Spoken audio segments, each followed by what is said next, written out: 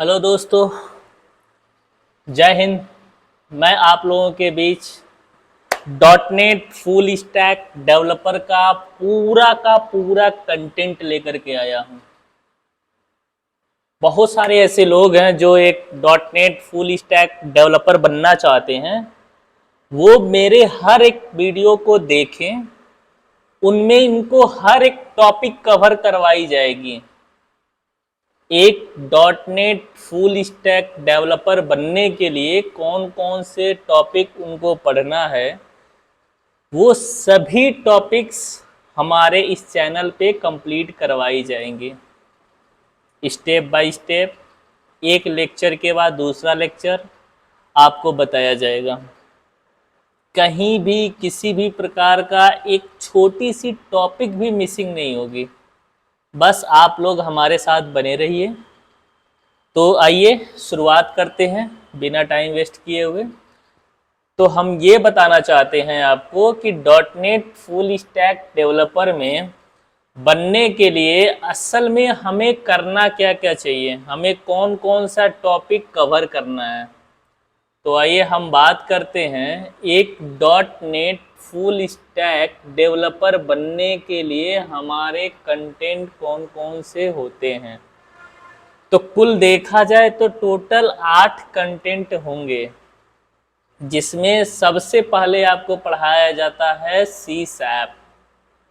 क्या पढ़ाया जाता है? सी सैप।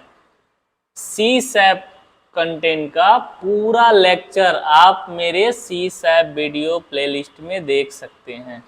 आपको सी सैप का पूरा कंटेंट मिल जाएगा। ठीक है। उसके बाद स्टार्ट की जाएगी एसक्यूएल सर्वर, जो भी इसका भी पूरा लेक्चर, पूरा वीडियो नोट्स के साथ आपको मेरे चैनल पे मिल जाएगा। आज हम बात करेंगे ASP.NET के बारे में। ठीक है। अभी क्या चलेगा हमारे इस टाइम पे ASP.NET। इसके बाद कंप्लीट कराया जाएगा आपका ADO.NET। ADO.NET कंप्लीट होने के बाद आपका कंप्लीट करवाया जाएगा ASP.NET कोर MVC। इसके बाद हम आपको बताएंगे EF कोर, फिर वेब API कोर, और उसके बाद हम HTML, CSS, JavaScript, bootstrap, angular, react, इतने टॉपिक्स आपको कंप्लीट करवाए जाएंगे dot net full stack developer बनने के लिए। अगर ये सभी टॉपिक्स आपने कवर कर लेते हैं, ये सभी टॉपिक्स आप पढ़ते हैं, इस पर प्रैक्टिस कर लेते हैं, तो आप एक बेहतर, एक बहुत ही अच्छा dot net full stack developer कहलाए जाएंगे। और आज के टाइम पे इन सब चीज़ों का इतना ज़्यादा डिमांड है कि हम बता नहीं सकते। ठीक है। तो आप इस पे अपना स्किल बढ़ाएं, चीज़ों को ध्यान से देखें और ध्यान से समझें। अगर हम देखिए, हम बात करते हैं स्क्रिप्टिंग की। कहेंगे सर क्या लेकर आ गए आप? तो सबसे पहले हम आपके सामने लेकर आते हैं स्क्रिप्टिंग। स्क्रिप्टिंग दो टाइप की होती है। पहला होता है क्लाइंट साइड स्क्रिप्टिंग। पहला क्या होगा आपका? Client side scripting. और दूसरा होगा आपका सर्वर साइड स्क्रिप्टिंग। यानी कि पहला हो जाएगा आपका क्लाइंट साइड स्क्रिप्टिंग, दूसरा हो जाएगा आपका सर्वर साइड स्क्रिप्टिंग। कहेंगे सर ये क्या client side scripting, server side scripting बता रहे हैं? तो चलिए आइए इसके बारे में डीपली जानते हैं क्या होता है एक्चुअली। तो हम बात करेंगे क्लाइंट साइड स्क्रिप्टिंग की। सॉरी, देखिएगा, the script which is running on browser, यानी कि जो भी स्क्रिप्ट ब्राउजर पर रन होती है वो सभी क्या कहलाती हैं? क्लाइंट साइड स्क्रिप्टिंग कहलाती है। जैसे आपका HTML हो गया, CSS हो गया, जावा स्क्रिप्ट हो गया, एक्सेट्रा, ये सभी क्या होते हैं? क्लाइंट साइड स्क्रिप्टिंग होती है, जो कि ब्राउजर पे रन होते हुए दिखती हैं। जब आप किसी ब्राउज़र पे जाते हैं, रन करते हैं, तो देखते हैं आपको बहुत सारे पेजेस दिखाई देते हैं। वो सभी किसके थ्रू बने होते हैं? HTML, CSS, जावास्क्रिप्ट एक्सेट्रा चीज़ों से बनी होती हैं, जिसको बोलते हैं हम क्लाइंट साइड स्क्रिप्टिंग। समझ में आ रहा है क्लाइंट साइड स्क्रिप्टिंग क्या होती है? अब हम बात करते हैं सर्वर साइड स्क्रिप्टिंग की। एक हो गया क्लाइंट साइड स्क्रिप्टिंग, दूसरा server side scripting. The script which is running on server, जो स्क्रिप्ट सर्वर पर रन होती हैं वो क्या कहलाती हैं? सर्वर साइड स्क्रिप्टिंग कहलाती हैं। क्या कहलाती हैं? सर्वर साइड स्क्रिप्टिंग कहलाती हैं। जैसे ASP.NET, अभी जिसकी हम बात कर रहे हैं, PHP, ठीक है, और स्प्रिंग बूट और JSP एक्सेट्रा, ये सभी जो हैं ये एग्जाम्पल किसके हैं? सर्वर साइड स्क्रिप्टिंग के। यानी कि दोनों में कुछ डिफरेंसेस समझ में आ रहा है। क्लाइंट साइड स्क्रिप्टिंग में क्या होता है? इसमें जो भी स्क्रिप्ट रन की जाती है वो किस पे रन होता है? ब्राउजर पे रन होता है, और क्या कहलाता है? क्लाइंट साइड स्क्रिप्टिंग कहलाती है। और सर्वर साइड स्क्रिप्टिंग में क्या होती है? जो भी स्क्रिप्ट होता है वो किस पे रन होती है? सर्वर पर रन होती है, जिसकी वजह से वो सर्वर साइड स्क्रिप्टिंग कहलाती है। ठीक है। अब कहेंगे सर क्या क्लाइंट की बात कर रहे हैं, क्या सर्वर की बात कर रहे हैं, ये तो समझ में ही नहीं आ रहा है कि क्लाइंट क्या है, सर्वर क्या है। चलो ठीक है भाई, आते हैं हम बात करते हैं क्लाइंट और सर्वर की। तो जरा देखिएगा, चलिए क्लाइंट की ही बात कर लेते हैं।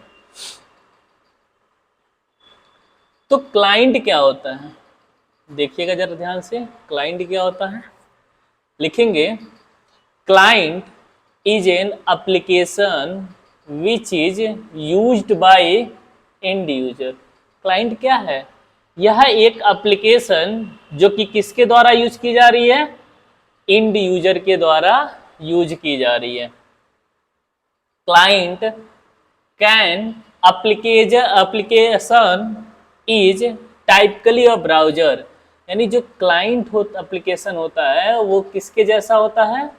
ब्राउजर के टाइप के जैसा होता है। मीन्स इसका मतलब क्या होता है?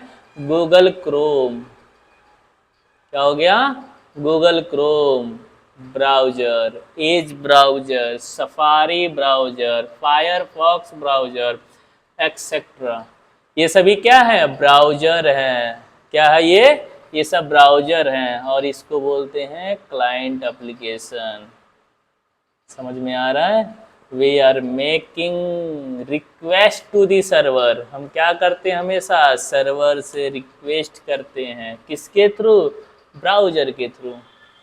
यानी जैसे कि आपको किसी चीज़ के बारे में जानना हो तो आप सबसे पहले क्या करते हैं? किसी एप्लीकेशन के थ्रू जाकर सर्च करते हैं, या फिर कोई ब्राउज़र ओपन करते हैं। ब्राउज़र पे जाने के बाद क्या करते हैं? एक रिक्वेस्ट सेंड करते हैं। रिक्वेस्ट सेंड करने के बाद उस ब्राउज़र से आपको क्या मिलता है? एक आउटपुट रिस्पॉन्स मिलता है। समझ में आ रहा है? तो क्लाइंट क्या है? एक एप्लीकेशन है, किसके द्वारा यूज की जाती है? एंड यूजर के द्वारा यूज की जाती है। ठीक है, चलिए बात करेंगे अगर सर्वर की।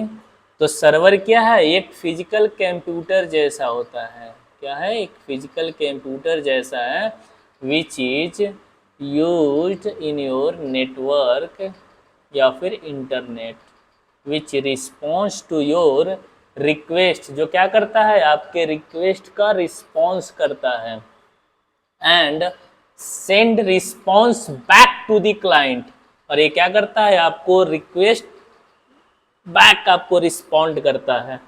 कौन? सर्वर।